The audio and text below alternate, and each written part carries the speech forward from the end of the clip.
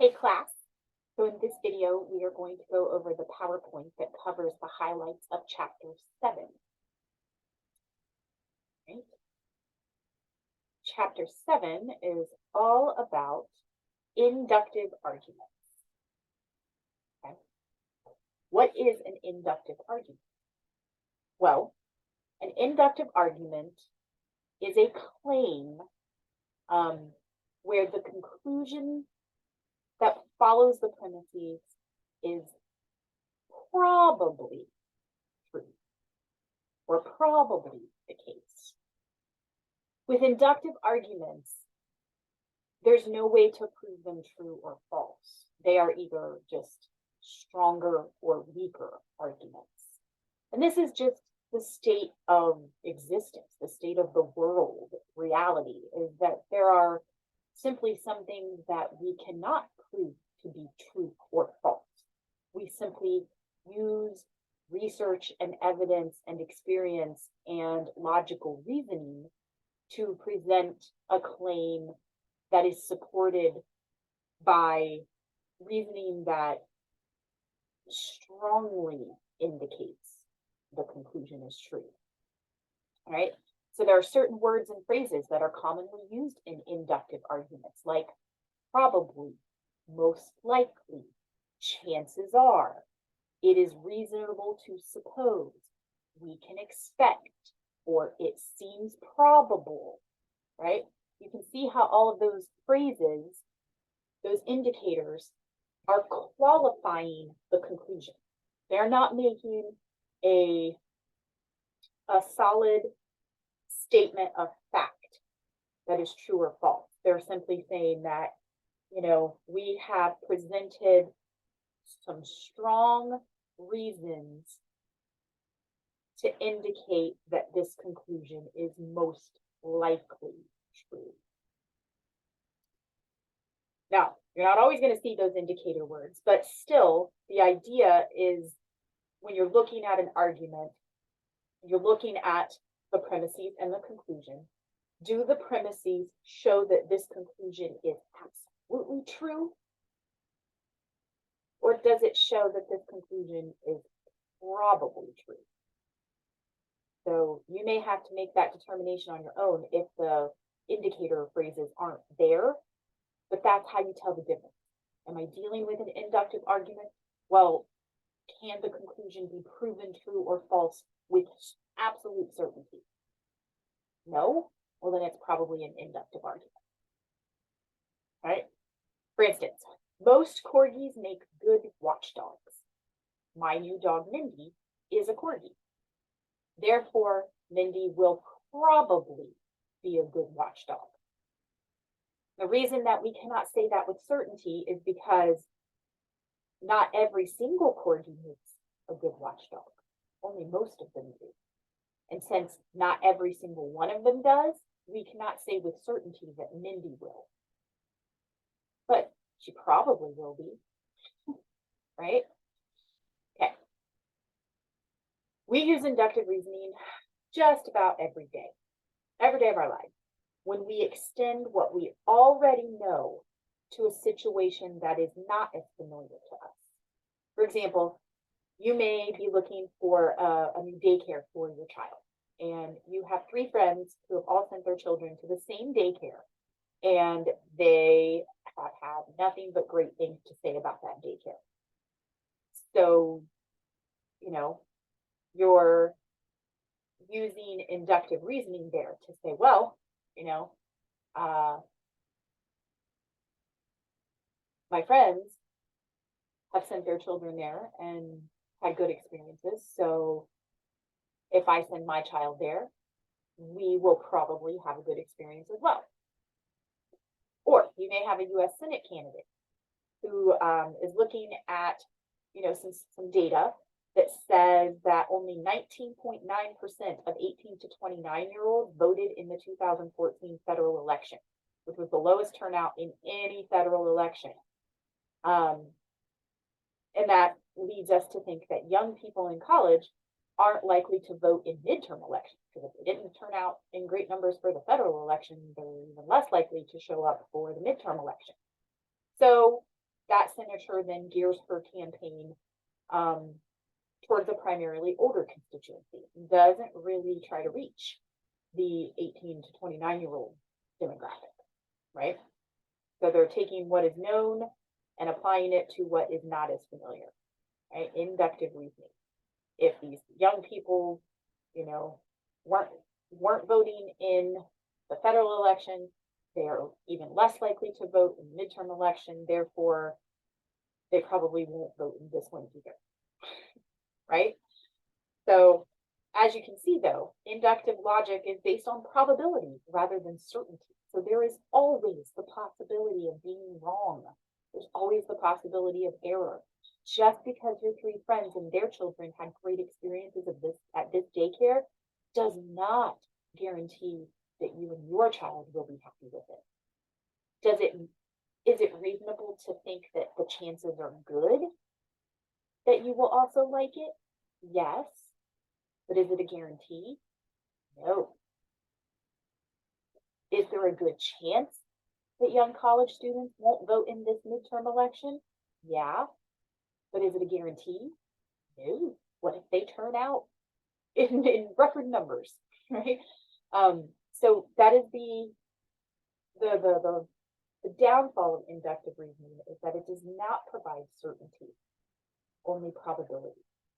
But if done correctly, if done well, inductive reasoning can give us, you know, pretty decent conclusions that we can, you know, that we can rely on for the most part, right? So I don't want to make it seem like inductive reasoning is a weaker form of argument, because it's not. Sometimes it's all we have, right? We cannot know with certainty. There is nothing that we could do ahead of time to guarantee whether or not we would be happy with the daycare we chose. Sometimes just doing it and finding out is the only way to know for sure. But we have to make choices, right? Because we don't know what the future will hold. We have to do research, and we have to gather evidence, and we have to make the strongest conclusion that we can, right?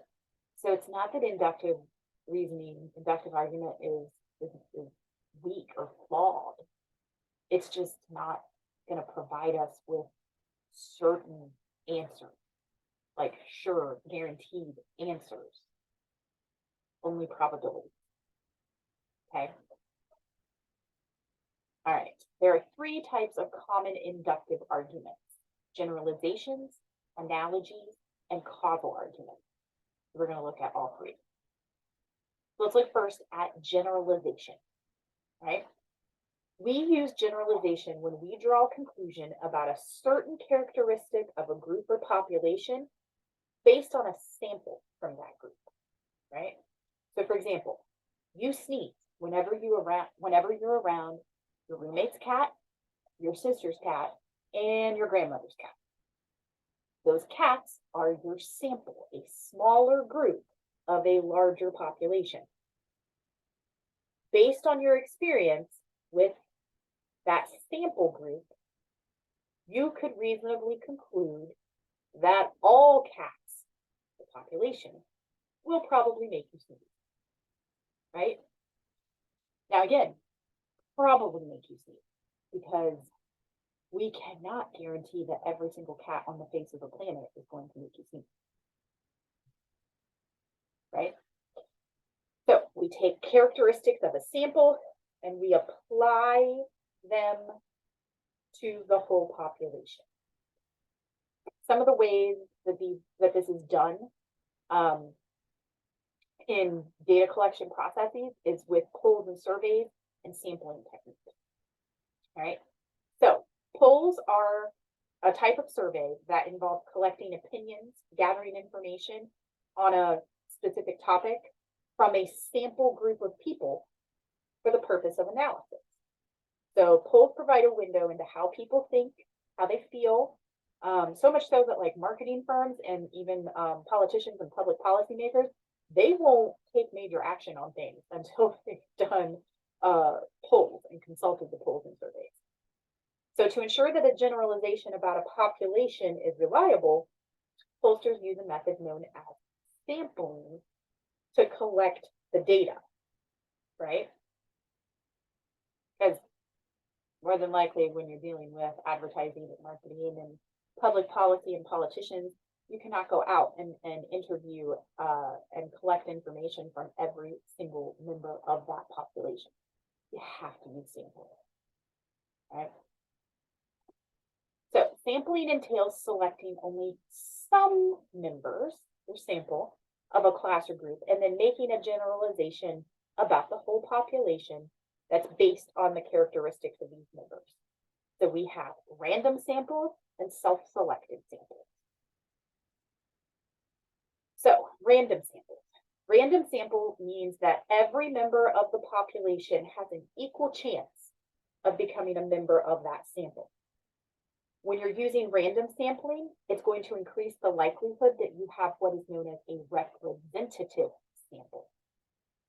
A representative sample is one that is similar in relevant aspects to the larger population, right? And the sample size that you need is going to depend on how large the population is. So if we have a large population, the larger the sample, the better, the more reliable that we can be about the generalization. If you have a population where there's a lot of variation, then you have to make sure that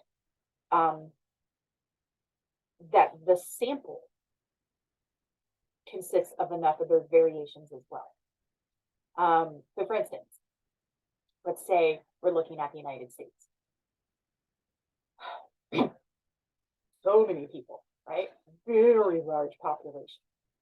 So to take any kind of poll that would be a representative sample, the first thing that we would have to do is make sure that our sample is quite large as well, right? Because if the population consists of millions of people, your sample is going to have to consist of a lot of people as well. The other thing about the United States, it's a very diverse population, right?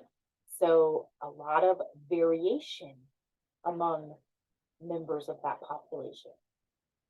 So in order for the polls to be accurate, you have to make sure that the sample includes all of that variation as well. Otherwise, it is not representative. So it's size and variation that you need to be aware of when you are looking at any kind of poll or data that is derived from poll results. Okay. Self-selected samples is where only the people who are interested in the poll or survey participate. So, I mean, it's all volunteer, but it's, instead of, going door to door, you're putting a sign up that says, hey, anyone who's interested in taking a poll on this topic, log into this website or something, right? It's self-selected is when people want to participate. Internet polls and even polls sponsored by television programs are self-selected samples. So like where you vote in for your favorite person for like American Idol or Dancing with the Stars or other types of reality shows like that, that is a self-selected sample because the only results you're getting are from people who are interested enough to actually participate on their own free will. They don't have someone there knocking on the door or ringing the doorbell or coming up to them in the mall. They have to do it themselves, right? And that's why those results can be very biased or unrepresentative because they rely on people who want to call in and vote, right? even though going up to like street polls and telephone polls can be somewhat biased because not everyone wants to, they might hang up on you when they realize that you're giving a survey, or they may not even pick up the phone. It's, so even then it's still somewhat biased. You cannot, it's very hard to guarantee that it's a representative sample. And even professionally run surveys can be biased because of careless methodology. And we're going to look at some of those examples as well. So one way is through the wording of responses, or the wording of the questions and how that affects how people respond, right? So that happens with slanted questions, push polls, and loaded questions. So slanted questions are written in a way that elicit a particular response, right? So we have this example from a 1980 poll that was conducted by what was then known as the National Abortion Rights Action League. It's now called NARAL Pro-Choice America. But they asked this question in two different ways. So it's the same question. It is asking the exact same thing, but they're worded in two totally different ways. The first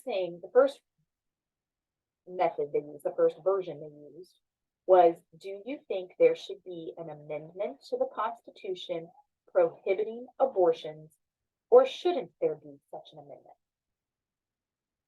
Well, when it was asked that way, prohibiting abortions, only 29% of respondents said that they think that there should be an amendment that prohibits abortion. But when it was worded this way, do you believe there should be an amendment to the Constitution protecting the life of the unborn child, or shouldn't there be such an amendment? 50% said that they were in favor of that amendment. So taking it from prohibiting abortion to protecting the life of the unborn child, it increased the likelihood that people would be in favor of that type of amendment.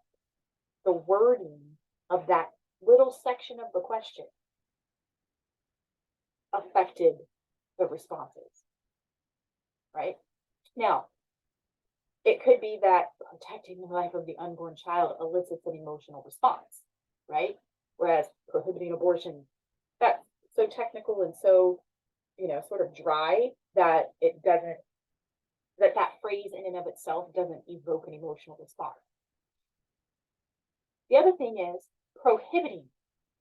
Typically, people don't want to be prohibited, certainly by the government, right? So fewer people are going to want that amendment because you used the word prohibiting. No matter what it is, once you say the word, should the government prohibit? Nope, don't want that amendment. Government needs to stay away. But when you say protect, that gives it a whole different feel, right? So how the questions are worded can deeply affect the responses. So I should always try to avoid those types of wording and phrases that can elicit those types of responses. Push polls. You got to be really careful of this. A push poll is when the person who is asking you the questions actually expresses their own point of view in some way before the question is asked. And it can be done very manipulatively in a way, meaning you don't even realize that they have shared their point of view before they ask you the survey question. But once they do that, it can affect our response because, as we've learned in previous chapters, we're more likely to follow an authority figure. And the person giving the survey, even though we may not think of it consciously that they're an authority figure, but subconsciously we do. So if someone is expressing their point of view first, it is likely to influence the responses. Then we also have loaded questions, which remember was an informal fallacy that we talked about. So it assumes that another question has already been asked and answered before the current question, right? So for example, if someone is asking you if the Democratic Party should focus on combating Republicans' obstructionist tactics, do you think the Democratic Party should focus on combating Republicans' obstructionist tactics? That assumes that we have already answered yes to the question, do you think Republicans in Congress are engaging in obstructionist tactics? It assumes we already think that it is obstructional. Well, what if we don't think that, right? And then there's an ad hominem fallacy there. Remember personal attack? The word obstructionist has a deep connotation to it. So we've committed sort of a double fallacy here. It's a loaded question and an ad hominem. You also want to avoid false dilemmas and self-serving errors. So you don't want to ask survey questions that reduce a topic to only two alternatives, right? False dilemma. And you also want to make sure that questions are worded in a way where the person answering doesn't have to, that their self-image isn't threatened, right? Because these are all things that will affect how the questions are answered. And so if you ever are in a position to do polls and surveys, keep this in mind when you're designing your questions, but more importantly, when you are reading or hearing information based on polls and surveys, I think the only way to really know if that information, if those statistics, if that data can be relied on is if you know what questions were asked and how. What was our sample? And then what were the questions? Because until you know for sure that the sample was representative and the questions were straightforward and clear without any of these possible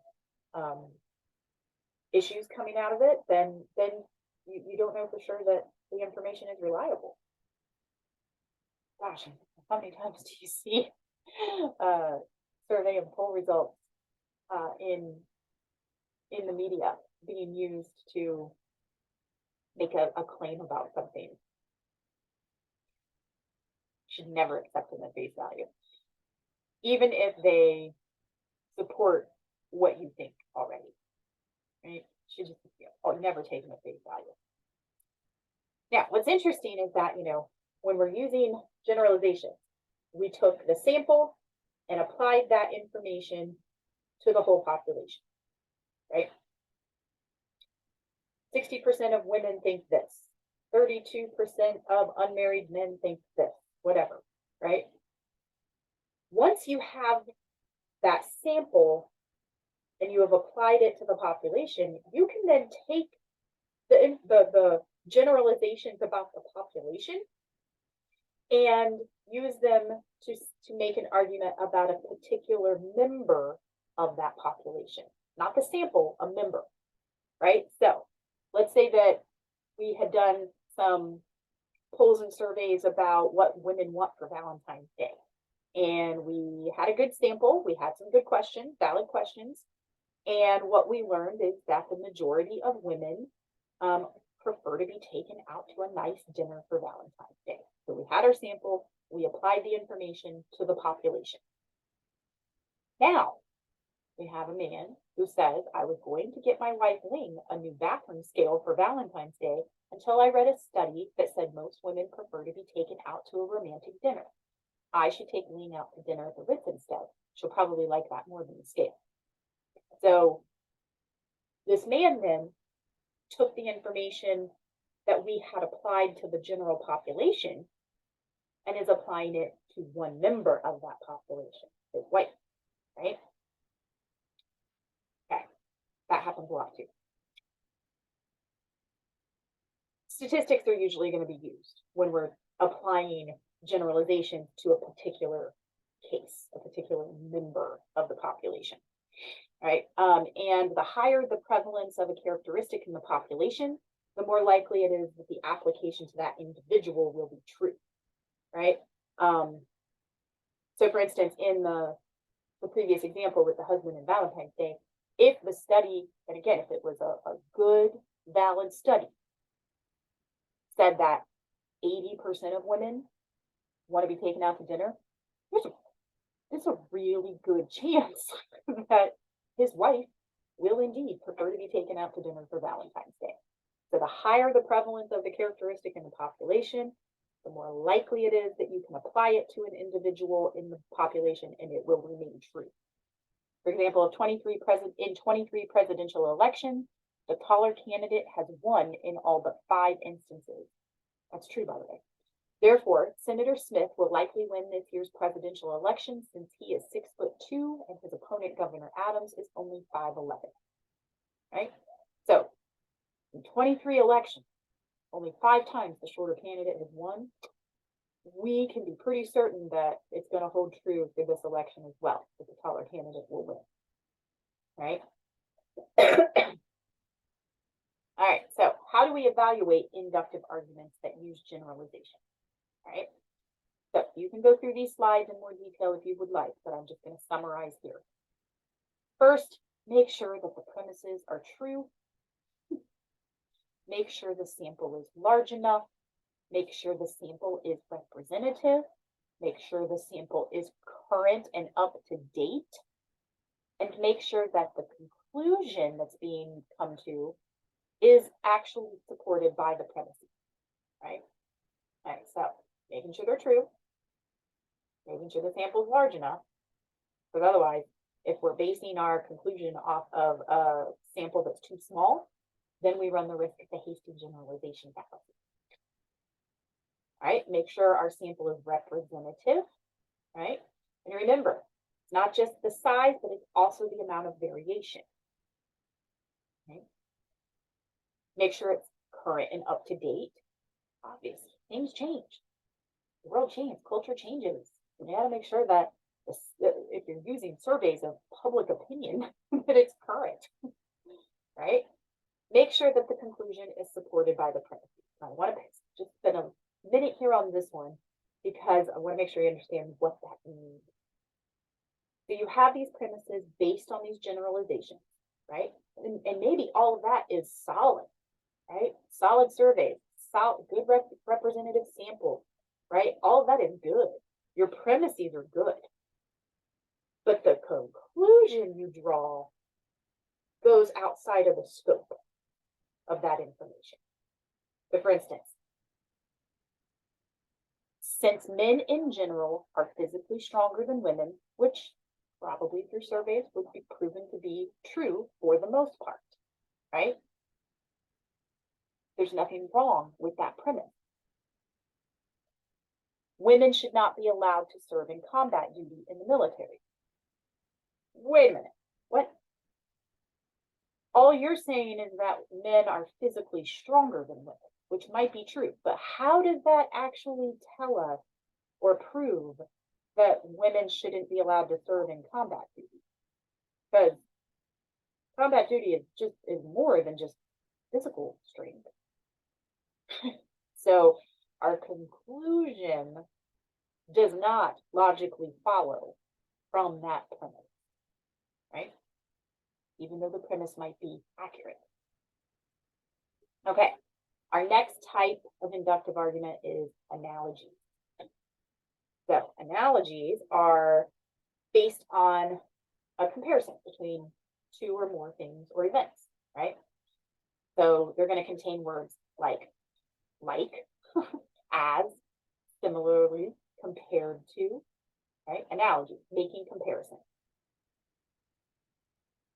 So noticing similarities between things or events is one of the primary ways we learn from experience. We use analogous reasoning all the time. So a child learns to keep a safe distance from campfires because they once burned their hand on a candle. So because the candle is like the campfire, the child learns to avoid the open flame. Architects learned how to build wind-resistant structures by observing how trees could withstand strong winds. So they made their structures like the trees in some way. Now, analogies can also just exist on their own as descriptive phrases, like she's like a bull in a china shop, or finding my car in the parking lot is like looking for a needle in a haystack. Neither of those statements are part of an argument. It's just sort of colorful figurative language that we're using, right? So an analogy in and of itself does not mean that we have an argument on our hands. It simply means that when we are engaging in an argument using inductive reasoning, analogies often come into play, right? So let's take a look a little closer. So an argument based on an analogy claims that if two things are similar in one or more ways, they are probably alike in other ways as well. So for instance, we have X, and we are familiar with X. We know a lot about X. X has characteristics A, B, and C. Then we have Y. We're not as familiar with Y. We don't know a lot about it yet. But we can see that it also has characteristics A and B. So X and Y are similar in that they both contain the characteristics of A and B. Therefore, Y probably also has characteristic C. Probably, right? Analogies are used as part of inductive argument in a number of fields. So we have, religion here, right? So one of the most famous arguments based on an analogy is the argument from design. So it is a very, very old argument that proves the existence of God, or seeks to prove the existence of God. So the argument of design looks at similarities between the universe and other natural objects, like the human eye, or human-made objects, like a watch. So both natural and human-made objects share the characteristics of organization and purposefulness. So for example, the organization and the purposefulness of a watch are the direct result of an intelligent, rational creator, the watchmaker. Only a creator could design something with such organization and purpose. So the argument goes that even more organization and purposefulness of nature must be the product of an intelligent and rational creator, right? The watchmaker is so purposeful in his design of that watch. And those characteristics, what a watch does, how it functions, is similar to how we function, how the world functions. Therefore, our world and us, we must have a rational creator. Analogy. Also found in science. This is why we use animals, in animal testing, they've come up with we have learned a lot about the human body and different vaccines and different drugs because of the similarities between humans and rats. It's also used in astronomy. Arguments based on analogy are used a lot in science.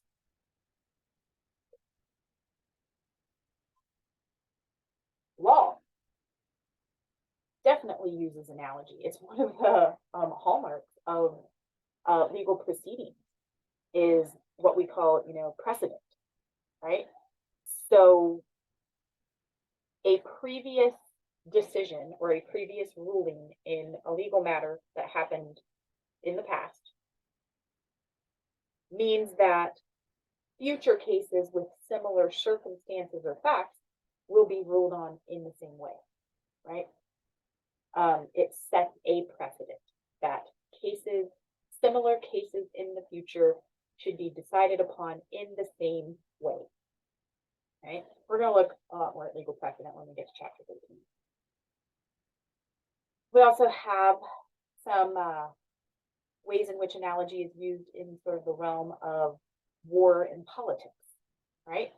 So we have our Shawnee leader, Tecumseh, who used an analogy. He was trying to convince members of his and other tribes that they needed to all unite together into one Native American alliance if they stood any chance of keeping their land.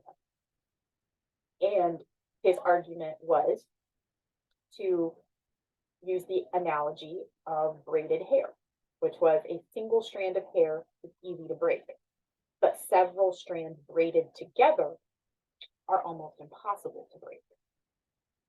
So a single tribe will be easily defeated, but a whole alliance, a whole collection of tribes will be much harder to break and defeat. Right? I think you get it. All right.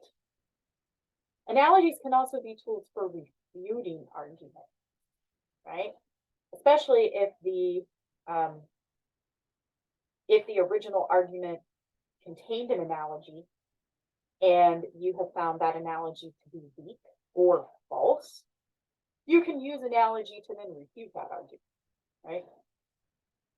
I'll let you guys take a look at that slide on your own. The example here from Alice in Wonderland, it's cute. All right, so how do we evaluate inductive arguments based on analogy, right? First thing you have to do is know what's being compared, right? This helps ensure that you understand the idea behind the analogy. What are because an analogy is comparison of two things. What are the two things? Then, what are the similarities? List them. Then remove any that aren't relevant to the argument, to the conclusion that's being made.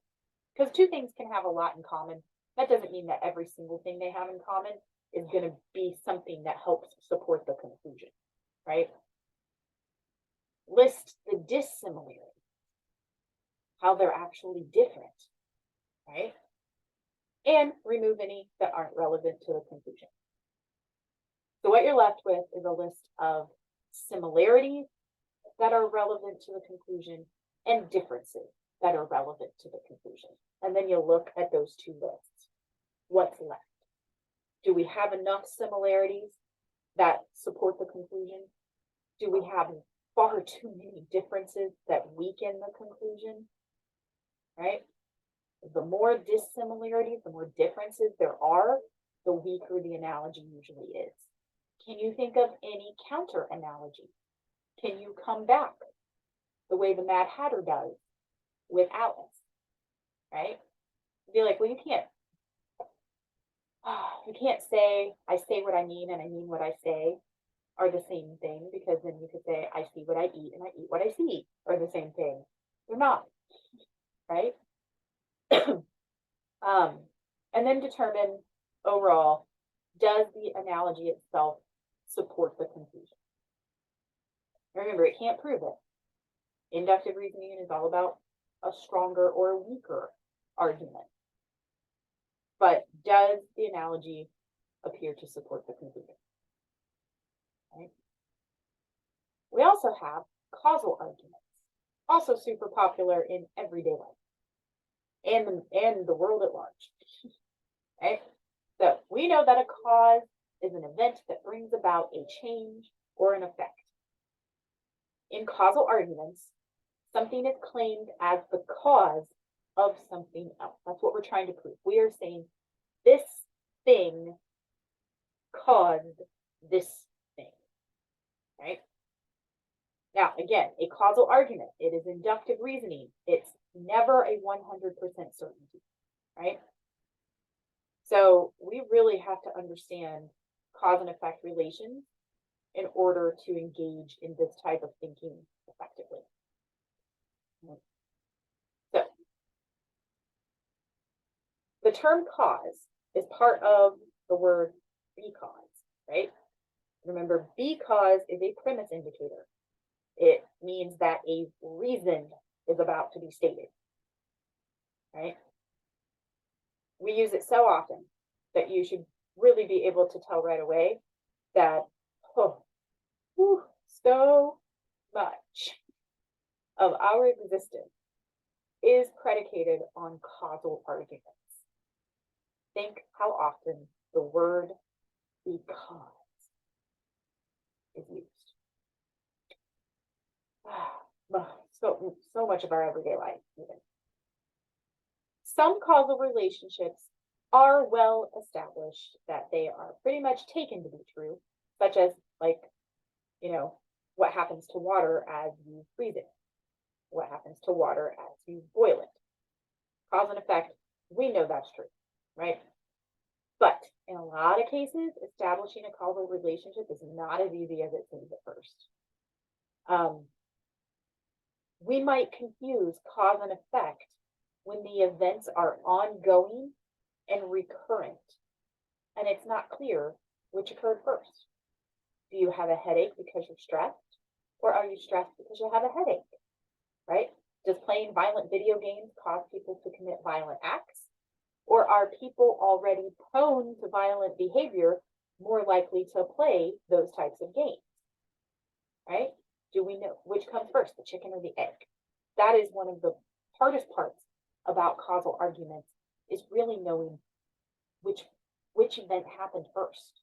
Because if you're trying to argue that something is the cause, it had to have happened first before the effects. That's not always easy to figure out. When we confuse the cause with the effect, or assume without sufficient evidence that one thing is the cause, we commit the questionable cause fallacy. Remember, we talked about that. Okay. Here. So in order to know if something is truly the cause, you also have to think about correlation.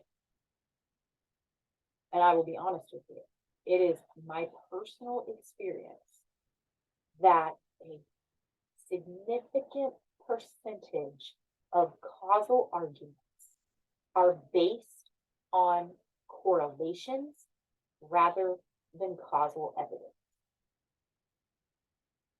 When two events occur together at rates higher than probability, the relationship is called a correlation. If the incidence of one event increases when the second one increases, one goes up, the other goes up, it is called a positive correlation. So for instance, there's a positive correlation between the number of cigarettes smoked and the risk of lung cancer. So when the number of cigarettes smoked goes up, so does the risk of lung cancer. A negative correlation occurs when one event causes the other to decrease. So there's a negative correlation between smoking and age. So the older a person is, the more the age goes up, the less likely it is that he or she will become a smoker, right? A correlation can indicate a causal relationship. It is certainly worth further investigation when you see those relationships, right? But it does not guarantee a causal relationship. So for example, you could say, the greater the distance you sit from the front of the classroom, the lower your final grade is likely to be. So in this argument, there's a negative correlation. The farther you sit from the front, the lower your grade is, right? But we cannot assume from that relationship that sitting in the back of the room causes a student to get lower grades. It could be the opposite, right? It's possible that less confident students prefer to sit in the back of the class, right? Meaning, maybe if they were sitting in the front, it wouldn't matter. They'd still get lower grades. Maybe they have a learning disability that's been undiagnosed. Like, there's all kinds of reasons why this relationship might exist. It is not a guarantee that sitting in the back is actually causing the low grades. There's simply a connection, a correlation. They are definitely connected in some way, but we cannot say that one is causing the other, right? Correlations, like I said, are often the starting point in determining whether a causal relationship exists. When we see that these two things are connected, that the behavior of one is affecting the behavior of the other, that's worth investigating, right? It's our starting point, absolutely. But again, it's not a guarantee.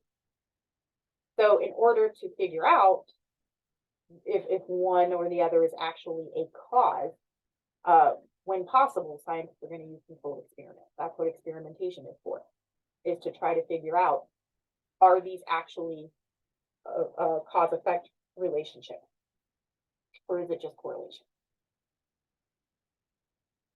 We use causal arguments in public policy and everyday decision making. Like I said, this is, oh my gosh, just thinking about how often we use the word because, it really is like, wow, we are rooted in cause and effect logic.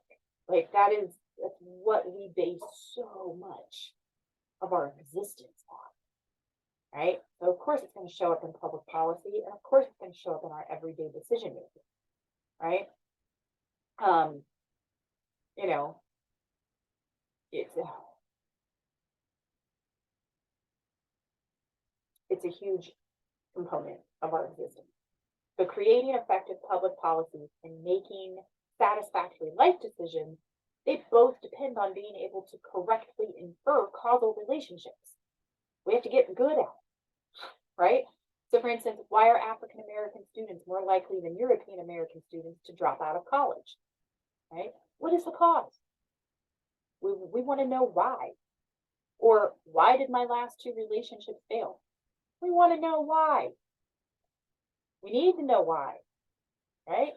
And until we understand why, until we understand the causes, we cannot come up with effective solutions. We don't know what to do differently for African American students so that they don't drop out as much, because we don't know why they're dropping out more. We don't know how to make sure our next relationship is a success because we don't fully understand why the last two failed, right? We have to know. So when you make decisions on the basis of causal arguments, the first thing you have to do is make sure that the information is up to date, right? So for example, you know, we used to hear that young children needed to sit at least 6 feet from the television because sitting too close could damage their eyes. Cause and effect relationship there. And, you know, that might have been true back in the day with older versions of televisions, but that is not the case now. Now they build televisions with shielding that controls the radiation emission. So it's really not that big of a deal anymore if you're sitting really close to the TV. And when you're dealing with decisions that are not clear cut, especially with cause and effect, cost analysis, you know, cost benefit analysis is a good way to go, even in your personal life, pros and cons, right? And a misperception of causes can also lead to misplacing blame or to the perpetuation of really harmful behaviors and attitudes. When we don't fully examine causal relationships, or when we attribute cause to something that is merely a correlation, we place blame, right? Because we're saying this is the cause. You are the cause. And that's not fair if we haven't fully figured it out, if we can't say with certainty. Right? So how do we evaluate causal arguments, right? So first, determine whether the evidence for a causal relationship is strong. Is it truly causal or is it correlation? Make sure the argument is free of fallacies. Decide whether the data is current and up to date. And then make sure that the conclusion does not go beyond the premises, right? So making sure that the evidence for a causal relationship is strong. Do your research before jumping to a conclusion. The more evidence there is for a causal relationship, the stronger the argument. Be leery of anecdotal evidence. Just because someone has experienced something one way does not mean that that is solid proof of causal relationship. Look for controlled experiments if there are any. Right? Make sure there are no fallacies in the causal argument. We don't want any fallacies of questionable cause. We don't want any fallacies of ignorance. Whereas, when we assume that something is the cause simply because no one has proved that it is.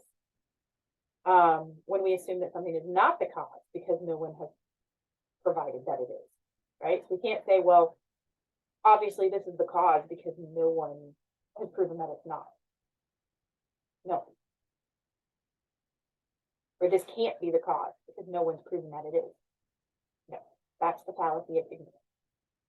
And then you don't want slippery slope fallacy, right? Where one cause is going to bring about a series of effects, right?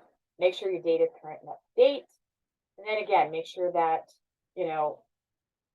when you make a correlation or don't mistake a correlation for a causal relationship, or when we attribute more causal power to an event. Think about that gambler's error we talked about, right? So they keep saying, oh, it's time for this machine to hit this, it's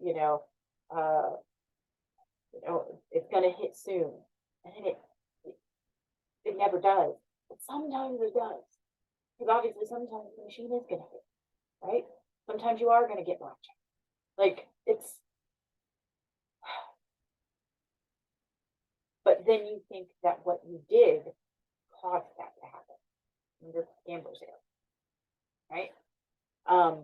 And unless the cause stated in the premise is a sufficient cause, the term probably or a similarly qualifying term should be used in the conclusion. Probably, likely,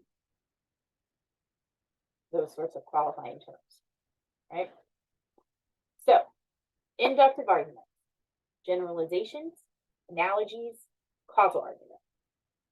They are huge parts of argument in general, but more than that, inductive arguments are how we exist in the world. And if you really think about what each of those inductive arguments is all about, generalizations, analogies, and causal arguments, you'll see it is how we make sense of the world we live in, both the world at large and our little microcosm of a world in our personal life. So to be able to think rationally and clearly through an inductive argument is so critical. We have to really think about these arguments and identify them and evaluate them, our own and the ones presented to us by other people. So huge, and like such a huge personal connection here to the course material. I really hope that that's coming across when you just think about all the ways that inductive argument filters into our everyday lives. The critical thinking issue at the end of Chapter 7 is perspectives on legalizing marijuana. And I do believe that is the critical thinking issue you will work with on the critical thinking issue assignment this week. So definitely make sure you check that out. You can do it as you're reading Chapter 7 or once you're ready to actually work on the critical thinking issue assignment. But it is an interesting set of perspectives that are presented there, right? But if you have any questions about the rest of Chapter 7, definitely reach out. Otherwise, we are free to go ahead and move on.